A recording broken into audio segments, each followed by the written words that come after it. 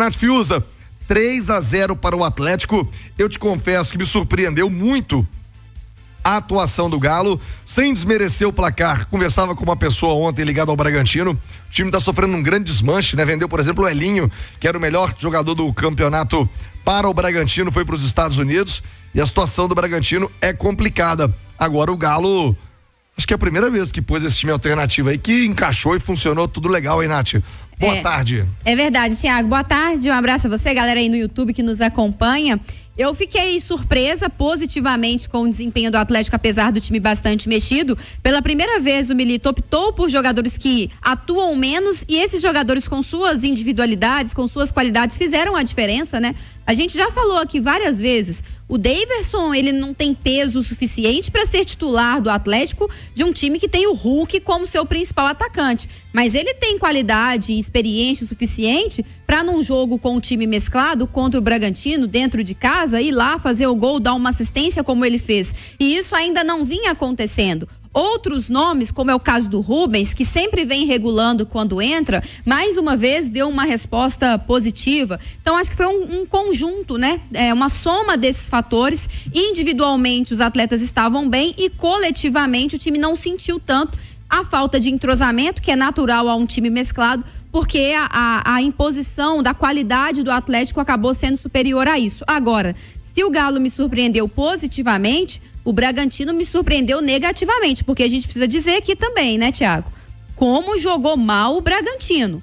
O Bragantino não ofereceu perigo ao Atlético. Teve até uma cabeçada no primeiro tempo, que o Everson fez uma defesa já dentro da pequena área, mas assim, de modo geral, o Bragantino sucumbiu ao Atlético com muita facilidade. O Bragantino tem seus problemas? Sim, mas o mérito maior é do Galo. Então, acho que ontem foi uma atuação que dá a resposta positiva que a torcida queria dentro de casa. O Atlético não podia mais desperdiçar pontos contra equipes que não brigam pelo mesmo objetivo que ele, que é o caso do Bragantino, ao mesmo tempo que alguns jogadores se credenciam, não sei nem se para serem titulares na quarta-feira, mas pelo menos se credenciam a serem peças úteis no decorrer da partida, como é o caso do próprio Daverson, como é o caso do Rubens, que jogou como lateral, mas acho que é sempre muito útil também no meio-campo, para o Atlético ter alternativas, ter força do primeiro ao último minuto do jogo, porque afinal de contas precisa vencer por 2 gols de diferença e vai ter que ter o domínio e ter aí algumas dessas peças aí como alternativas também para o segundo tempo.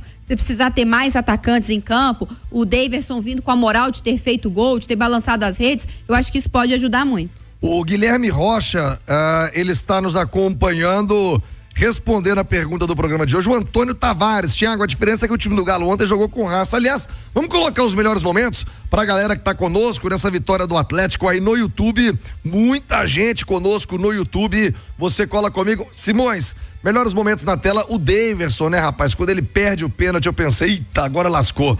Porque a verdade, ele até ficou irritado com a pergunta do Henrique André ali no pós-jogo, mas não tinha estreado, né? Essa é a verdade. Daquilo que se espera do Daverson não vinha acontecendo. Agora, como disse a Nath, ele pode se tornar um jogador mais útil, recuperando a confiança após o gol, Simões? Sem dúvida, né, Thiago? Até porque além do gol, da assistência pro Hulk e do pênalti perdido, teve um outro lance também muito bom dele, que foi uma cabeçada, né?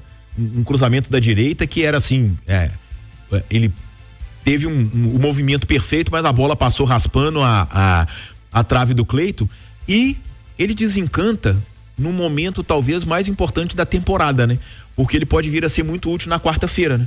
Dependendo do andar da carruagem desse jogo contra o Fluminense, o Daverson pode ser uma opção interessante pro Atlético, de um cara mais plantado na área, né? O Galo que não joga com centroavante, né? O Atlético que gira bastante, que roda bastante, mas pode vir a ser uma opção do Atlético nessa partida contra o Fluminense. E outro destaque também, né, o Thiago, o Rubens, né?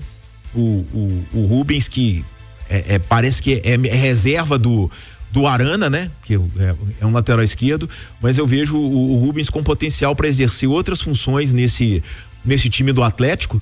E ontem foi interessante um ponto, né? Assim, porque a Nath destacou a questão do Bragantino, né? Que não tem mais a força do que já teve, né?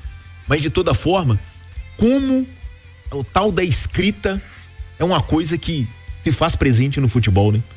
E qual é a escrita da vez? Aí, o Bragantino, desde que virou clube empresa, ele nunca venceu o Atlético. Aliás, ele venceu o Atlético uma vez em 20 jogos, em 98. Mas quando ainda era o Braga humilde, isso, o Bragantino ainda. Né? Depois que virou Red Bull, em 10 jogos, são 5 derrotas e 5 empates. Então... Ô Simões, tem uma outra coisa curiosa também sobre os confrontos do Atlético com o Bragantino. Você pode me ajudar aí, que você é melhor nisso. Mas acho que o Bragantino é uma das poucas equipes nesse Brasileirão que o Atlético ganhou no turno e no retorno, né? É a única. O Cláudio até destacava isso na jornada de ontem. É o único time que o Atlético regulou 6 pontos. Vencer. Não é uma coisa fácil, né? Sim. Assim, vencer o jogo do turno e do retorno. Não é uma coisa tranquila, mas de toda forma foi a primeira vez que o Atlético venceu o turno e retorno. O Galo que teve um início de brasileiro assim meio irregular, né?